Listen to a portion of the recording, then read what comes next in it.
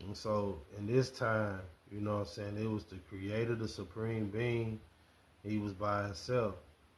And then he created a counterpart called Sophia, which was pure wisdom.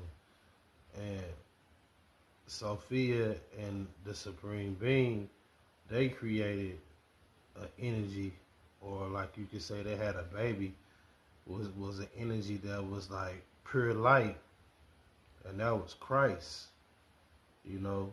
And so Sophia and God and Christ, they always been together in the cosmos. The supreme being God, you know what I'm saying, the highest God. Because as you can see, man, it's a battle between gods in the Bible, but we're gonna get to that in a second. So the supreme being and Sophia created Christ, and then Sophia had went off by herself for what reasons we don't know, but she went off by herself and created her own entity, or like basically like had her own little baby, and that baby was the demiurge.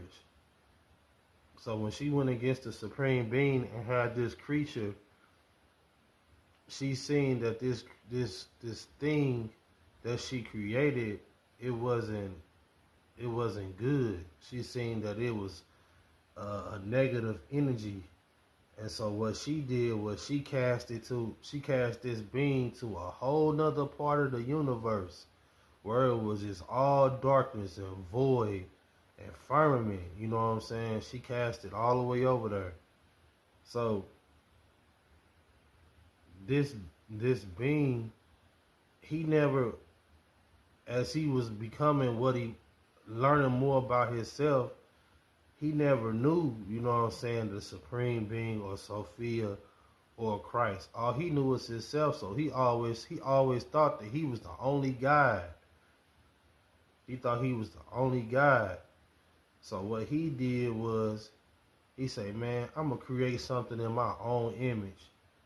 So he started creating man in his own image, and this way you get Genesis or whatever, you know. And then he created the land, the firmament, you know what I'm saying. He created the just everything, the animals, the plants, and then eventually he created man.